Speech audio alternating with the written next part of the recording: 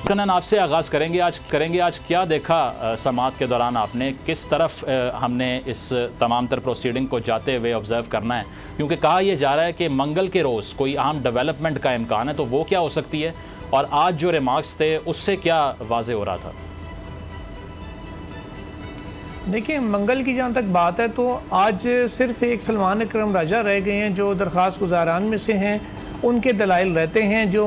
सोमवार वाले दिन अपने दलाइल का आगाज़ करेंगे। उज़ैर भंडारी जो चेयरमैन PTI के वकील हैं वो रिस्पोंडेंट हैं जस्टिस जवाद ख्वाजा की पटिशन में, तो वो बतौर रिस्पॉन्ड मुझे दरकार होंगे चेयरमैन PTI की जानिब से, वो उनका जवाब देंगे इस पटिशन के ऊपर और इस सारे मामले के ऊपर। उसके अलावा फिर सिर्फ रह जाएंगे सरकारी वकला,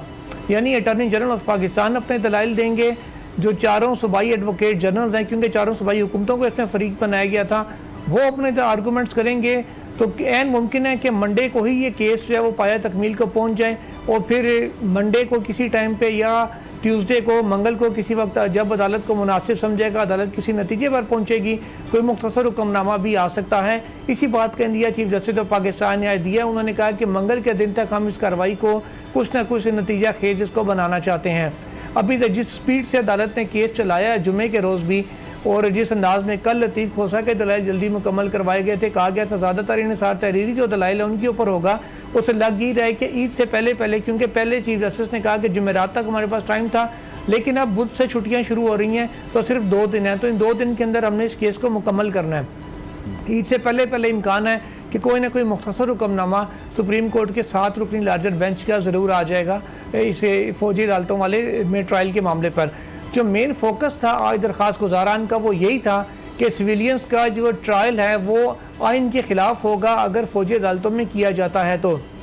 जजेस की जानिब से ये सवाल पूछा गया उनसे कि आर्मी एक्ट में तो ये लिखा हुआ है वाज़ेह तौर पर कि सिविलियंस का ट्रायल हो सकता है। इस पर जो दरख्वास्त गुजारान के वकील हैं उनका मौक़िफ़ ये था, फैसल सदीकी का ये मौक़िफ़ था कि अगर तो नेक्सस पाया जाए किसी ऐसे जुर्म में से ऑफिशियल सीक्रेट एक्ट के साथ साथ जिसमें आर्मी एक्ट का भी इतलाक़ होता हो, या अगर किसी ने किसी आर्मी ऑफिसर्स के साथ मिल के कोई कॉन्स्पिरेसी की हो, उस सूरत में उन सिविलियंस का ट्रायल अलग नहीं हो सकता, उनका ट्रायल वहाँ पे होगा। जो मौजूदा केस है इसमें आर्मी एक्ट का इतलाक़ नहीं होता। ये मौक़िफ़ अपनाया गया न सिर्फ ख्वाजा अहमद हुसैन की जानिब से जो जस्टिस रिटायर्ड जवाद ख्वाजा साहब के वकील हैं, बल्कि फैसल सदीकी की जानिब से भी जो कराची की सिविल सोसाइटी की नुमाइंदगी कर रहे थे। साथ ही साथ उनका ये भी जो है ख्वाजा अहमद हुसैन है, उनकी जो पिटीशन है उसमें तो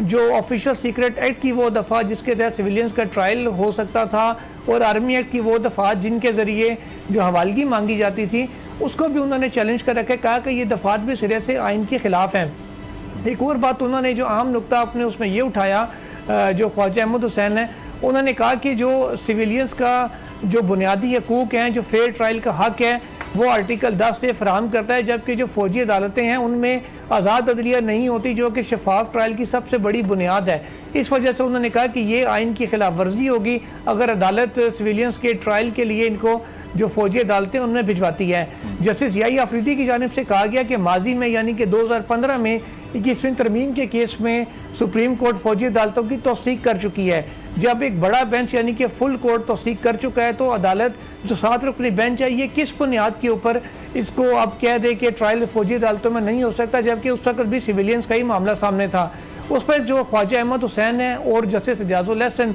उन्होंने भी इस हवाले से बात की। उनका ये कहना था कि 21वीं तरमीम केस में एक तो फ़ौजी अदालतों को आइनी तहफ़्फ़ुज़ हासिल था क्योंकि आइनी तरमीम के ज़रिए की गई थी। दूसरा उन्होंने नुक्ता ये उठाया ख्वाजा अहमद हुसैन ने, उन्होंने कहा कि उस वक्त सुप्रीम कोर्ट ने यह करार दिया था कि हुकूमत इसको एक हालत जंग डिक्लेयर कर चुकी है, जो कि इस वक्त मुल्क में हालत जंग को डिक्लेयर नहीं किया गया, और वो तमाम वो लोग थे जिनके ट्रायल फ़ौजी अदालतों में होने थे जो कि दहशत गर्दी में मुलविस थे और बाकायदा आर्मी इंस्टॉलेशन के ऊपर लॉ इन्फोर्समेंट एजेंसीज के ऊपर खुद को हमले और इस किस्म के कर रहे थे जिनसे उनकी शहादतें हो रही थी। कहा कि ये वो रूम था जी, बड़ा मार्जिन थोड़ा सा मार्जिन था जिसकी बेस पे अदालत ने दिया था। और एक चीज़ तीसरा नुकता उनका ये भी उठाना था कि वो फ़ौजी अदालतें सिर्फ 2 साल के लिए कायम की गई थी आइन की प्रोविज़न के तहत,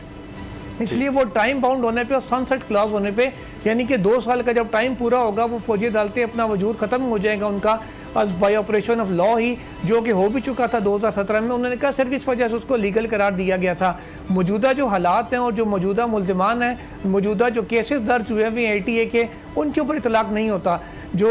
जस्टिस मुज़ाहिर नकवी हैं उनकी जानिब से ये नुकता भी उठाया गया और जस्टिस जो ख्वाजा अहमद हुसैन है उन्हीं की बेसिकली वो तौसीक कर रहे थे। वो कह रहे थे कि जो कमांडिंग ऑफिसर्स की जानिब से दिया गया था दरख्वास्त इंसदाद दहशतगर्दी अदालतों को मुल्ज़िमान की हवालगी के लिए, उन्होंने कहा कि कमांडिंग ऑफिसर सिर्फ उन अफसरान को या उन मुल्ज़िमान को हवाले करने का मुतालबा करने का इख्तियार रखते हैं जो उनके मातहत हों। अगर कोई ऐसा आर्मी ऑफिसर है जो उस कमांडिंग अफसर के मातहत नहीं आता, उसकी हवालगी की भी दरख्वास्त नहीं दी जा सकती। तमाम चीफ जस्टिस ऑफ पाकिस्तान ने कहा कि जो कमांडिंग ऑफिसर्स के हवाले किए गए हैं इंसदाद दहशतगर्दी अदालतों की जानिब से मुल्ज़िमान को, वो स्पीकिंग ऑर्डर नहीं है। स्पीकिंग ऑर्डर का मतलब होता है कि ऐसा अदालती हुक्म जिसमें ना सिर्फ अदालती हुक्म मौजूद हो बल्कि कानून के हवाले और वजूहात बताई जाएं कि किस वजूहात की बिना पर अदालत इस नतीजे पर पहुंची है कि इन मुल्ज़िमान को किसी दूसरे प्लेटफॉर्म पे या किसी दूसरे फोरम के हवाले किया जा रहा है। तो वो चीफ जस्टिस की ऑब्जर्वेशन थी कि वो स्पीकिंग ऑर्डर नहीं है, यानी कि उसमें वजूह नहीं किया गया कि किन वजूहात पर इंसदाद दहशतगर्दी की अदालत इस नतीजे पर पहुंची है कि ये मामला अब जो आर्मी एक्ट के तहत ट्रायल होगा। तो ये नुकता चीफ जस्टिस की जानिब से उठाया गया था। साथ ही साथ जो आपने डाटा की बात की थी कि जो जमा करवाया गया है उसमें अटॉर्नी जनरल की जानिब से वफाकी हुकूमत का जो डाटा है वो जमा करवाया गया, जिसमें कहा गया था 102 जो अफसरान हैं जो मुल्ज़िमान है वो मतलूब थे फौजी अदालतों के तहत और आर्मी एक्ट के तहत, उनमें से कोई भी उन्होंने कहा कि ये पॉलिसी बाकायदा बनाई गई है कि किसी खातून का और किसी जुवेनाइल का मीन्स के नाबालिग बच्चे का ट्रायल फौजी अदालतों में नहीं होगा। ये एक स्टेटेड पॉलिसी है फेडरल गवर्नमेंट की। साथ ही साथ उन्होंने कहा कि कोई वकील और कोई सहाफ़ी भी ऐसा नहीं है जिसको कि किसी भी सिविल या फौजी जो खासकर जो फौजी हुकाम है उनकी तहवील में दिया गया हो। साथ ही साथ उन्होंने ये भी कहा कि जो ओवरऑल भी उन्होंने कहा कि जो यकीन दहानी कराते हैं कि वो उज़ैर भंडारी जैसा कि वो अपने क्लाइंट चेयरमैन पीटीआई से मिलकर निकले थे, वापस उनको पुलिस उनको थाने ले गई थी, उन्होंने उनकी बाकायदा पर्सनल अटॉर्नी जनरल ने गारंटी ली कि आइंदा उनको किसी भी किस्म का कोई हैरेसमेंट नहीं की जाएगी। मतलब ये जो डाटा मैं मुख्तसर तौर पे आपको बता दूं, हाँ, इसको क्लैरिफाई कर दिया गया कि जिस तरह से आपने कहा कि जुवेनाइल्स का और खवातीन का ट्रायल नहीं होगा, लेकिन इसके रिस्पॉन्स पर भी सदीक की तरफ आने से पहले मैं दिखाना चाहूँगा कि बात हो रही है क्योंकि वफाकी वज़रा ने इससे पहले कि कोई फ़ैसला आता या फिर कोई माइंड क्लियर होता कोर्ट का, पहले से तनकीद का निशाना बनाना शुरू कर दिया है। इरफान कादर साहब की स्टेटमेंट आई है, इसके साथ साथ आना सनाउल्लाह साहब का बयान भी ऑन रिकॉर्ड है और वो इस पर तनकीद इस लिहाज से कर रहे हैं कि जो बेंच बना है या फिर इसका जो भी फैसला आएगा उसकी लेजिटिमेसी को चैलेंज करने का एलिमेंट इन तमाम बयानात में मौजूद है। अगर आपको ये वीडियो पसंद आई तो सब्सक्राइब करें और बेल पर क्लिक करें।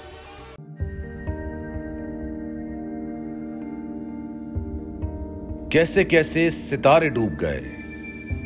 खूबसूरत नजारे डूब गए, ख्वाबों के सभी किनारे छूट गए,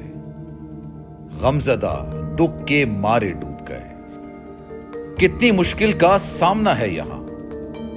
कितने लोगों के प्यारे डूब गए। आओ मिलकर करें मदद सबकी जिनके सारे सहारे डूब गए। आजमाइश में मिलकर एक हुए, नफरतों के इशारे डूब गए, कितने प्यारे हमारे डूब गए। कौमी सानहे की सूरत हाल से लम्हा बलम्हा बोल रखेगा बाखबर। गम की इस घड़ी में बोल तारकीने वतन के अहले खाना के साथ खड़ा है।